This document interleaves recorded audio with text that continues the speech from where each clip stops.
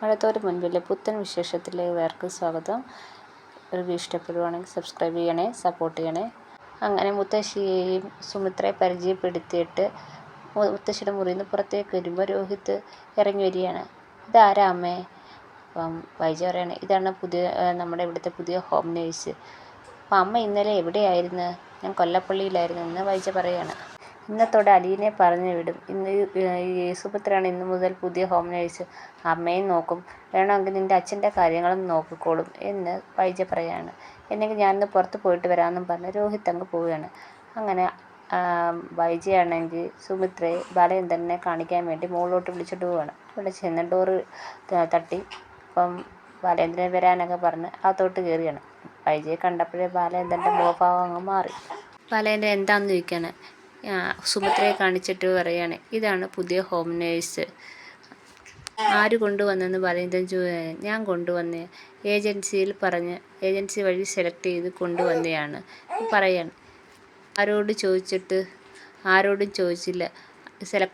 Home നേഴ്സിനെ കൊണ്ടുവരാൻ അവകാശം എനിക്കില്ലയോ? ബാലചന്ദ്രൻ അലീനെ കൊണ്ടുവന്നപ്പം ആരോടും ചോദിച്ചല്ലോ. ആരുടെങ്കിലും ചോദിച്ചായിരുന്നോ എന്ന് ചോദിക്കേണ്ട വൈജ. ഞാൻ ചോദിച്ചായിരുന്നു, എൻ്റെ കൂടെ മനു ഉണ്ടായിരുന്നു.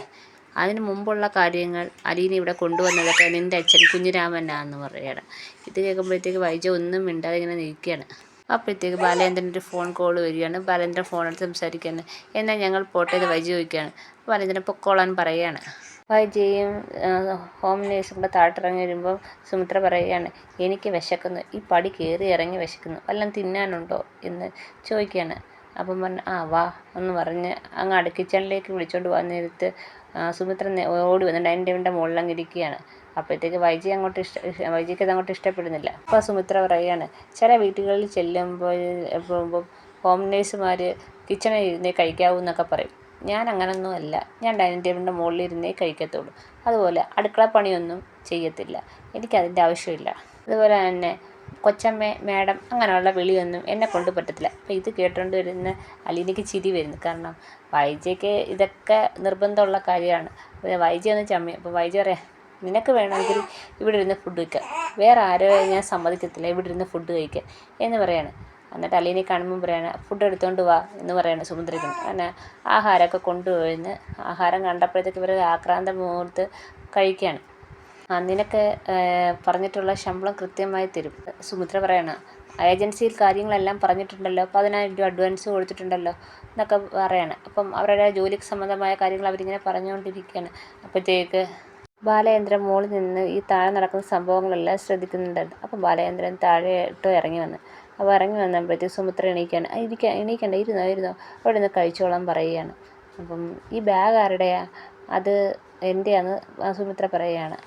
ആഹാരം കഴിച്ച് കഴിഞ്ഞപ്പോൾ സുമിത്ര എണീച്ചങ്ങ് കൈ കഴുകാൻ പോവുകയാണ്. അപ്പം വൈജ പറയാണ്, അലീന ഈ പാത്രം എടുത്തുകൊണ്ട് പോയി കഴുകു. അപ്പോഴത്തേക്ക് ബാലചന്ദ്രൻ വന്നിട്ട് പറയാം, അലീന ആ പാത്രം അവിടെ വെച്ചേ എന്ന് പറയുകയാണ്. അപ്പോൾ സുമിത്ര ഇങ്ങോട്ട് വന്ന് എന്നിട്ട് ചോദിക്കുകയാണ്, സുമിത്ര കഴിച്ച ആഹാരത്തിൻ്റെ പാത്രമല്ലേ ഇത്, അത് എടുത്തുകൊണ്ട് പോയി കഴുകേണ്ട ഉത്തരവാദിത്വം സുമിത്രയ്ക്കില്ലേ എന്ന് പറയാം. ഞാൻ ചെയ്തോളാം സാറേ, ഞാൻ കഴിച്ച പാത്രമില്ലേ, ഞാൻ കഴുകിക്കോളാം എന്ന് സുമിത്രയും പറയുന്നുണ്ട്. അപ്പോൾ എന്നിട്ട് സുമിത്രയോട് ബാലചന്ദ്രൻ ചോദിക്കുകയാണ്, സുമിത്രയ്ക്ക് എത്രയാണ് ശമ്പളം? അപ്പം പറയാണ്, 20,000 രൂപ. എത്ര ലീവുണ്ട്? 4 ലീവുണ്ട്.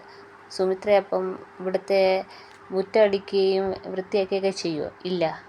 അടുക്കള ജോലി ചെയ്യുമോ സുമിത്ര എന്ന് ബാലചന്ദ്രൻ ചോദിക്കുകയാണ്. അതൊന്നും ചെയ്യത്തില്ല. എൻ്റെ മക്കളായിട്ട് കണ്ട് അവരുടെ കാര്യങ്ങളൊക്കെ ചെയ്യുമോ? ഇല്ല. ഉടനെ സുമിത്ര വൈജയൻ്റെ അടുത്ത് വന്ന് ചോദിക്കുകയാണ്, എന്താ ചേച്ചി ഇത്?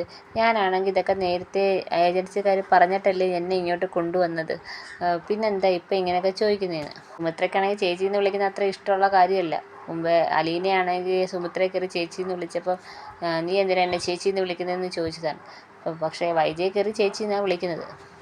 ഇത് എന്നെ സുമിത്ര ചോദിച്ചപ്പോഴത്തേക്കും വൈജ ഒന്നും മിണ്ടാതെ നിൽക്കുകയാണ്. അപ്പോൾ ബാലചന്ദ്രൻ വന്ന് പറയണത്, ഇല്ല നിൽക്കുന്ന കുട്ടിയുണ്ടല്ലോ, അതിന് 10,000 രൂപ ശമ്പളമേ ഉള്ളൂ.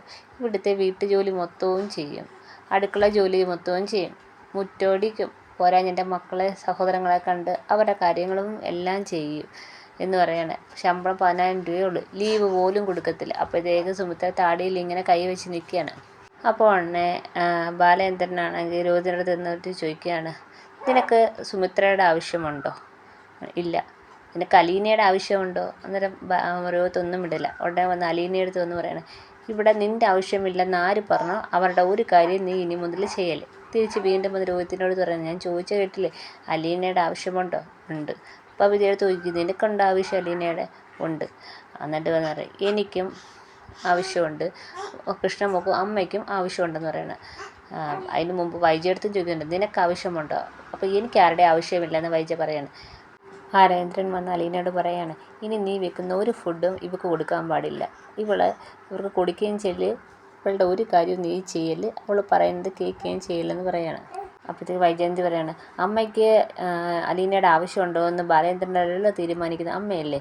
അപ്പം അമ്മ തീരുമാനിച്ചിട്ട് അമ്മയ്ക്ക് അലീനയുടെ ആവശ്യമില്ല, സുമിത്രയുടെ ആവശ്യമാണ് ഉണ്ടെന്ന് പറഞ്ഞാൽ അമ്മ സുമിത്രയും കൊണ്ട് ഇവിടുന്ന് കൊല്ലപ്പള്ളിക്ക് പോയിക്കോണം, പിന്നെ ഇവിടെ നിൽക്കാൻ പാടില്ല.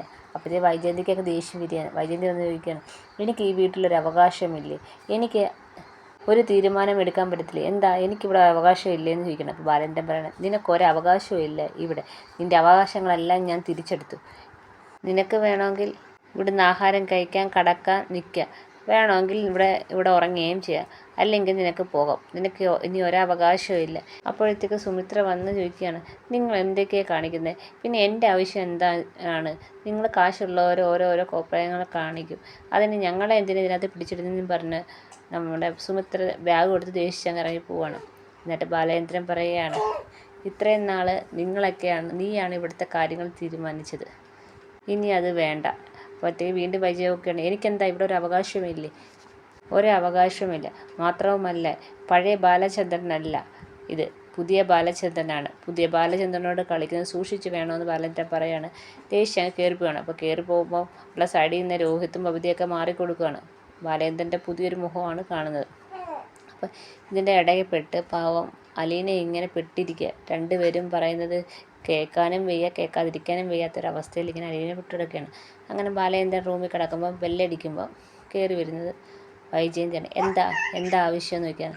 നിന്നോട് പറയേണ്ട കാര്യമില്ലല്ലോ, ഞാൻ ബെല്ലടിച്ചപ്പോൾ കയറി വരേണ്ട ആൾ വന്നോളൂ. അല്ല, എന്നോട് പറഞ്ഞാൽ ഞാൻ ചെയ്തു തരാം. വേണ്ടാതല്ലേ പറഞ്ഞത്, എന്നാലും പറ, എന്തിനാ വിളിച്ചേ?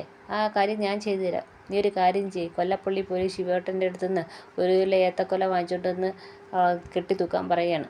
അപ്പം ഇതിന് വേണ്ടിയാണോ അലീനയും വിളിച്ചതെന്ന് ചോദിക്കുകയാണ്. ഓരോരുത്തർക്ക് സ്ഥാനമനുസരിച്ചാണ് കാര്യം പറയേണ്ടതെന്ന് വൈജയന്തി പറയണം. അപ്പോൾ വീണ്ടും ബെല്ലടിക്കുമ്പോഴത്തേക്ക് അലീന കയറിയാണ്. എന്താ സാർ, എനിക്കൊരു കുക്കുംബർ ജ്യൂസ് വേണം. അപ്പം വൈജ പറയണം, നീ എടുക്കണ്ട, ഞാൻ പോയി എടുത്തോളാം. അപ്പം നമ്മുടെ ബാലേന്ദ്രൻ പറയണം, വേണ്ട, എന്താ ഞാൻ എടുത്താൽ എന്ത് പറ്റുമെന്ന് ഞാൻ നോക്കട്ടെ എന്ന് പറഞ്ഞാൽ വൈജ എടുക്കാമെന്ന് പറയും. അപ്പം പറയണേ, നീ എടുത്തോണ്ടെങ്ങാനും വന്ന അതിൻ്റെ പ്ലേറ്റ് വെച്ച് നിൻ്റെ തലമണ്ട അടിച്ച് ഞാൻ പൊട്ടിക്കും, അത് ഉറപ്പായെന്ന് പറയണേ. ഇത് കേട്ട് ഞെട്ടിയിരിക്കുന്ന വൈജയന്തിയെ കാണിച്ചുകൊണ്ടാണ് ഇന്നത്തെ എപ്പിസോഡ് തീരുന്നത്. എല്ലാവർക്കും ഇഷ്ടപ്പെട്ടെങ്കിൽ സബ്സ്ക്രൈബ് ചെയ്യണേ, സപ്പോർട്ട് ചെയ്യണേ.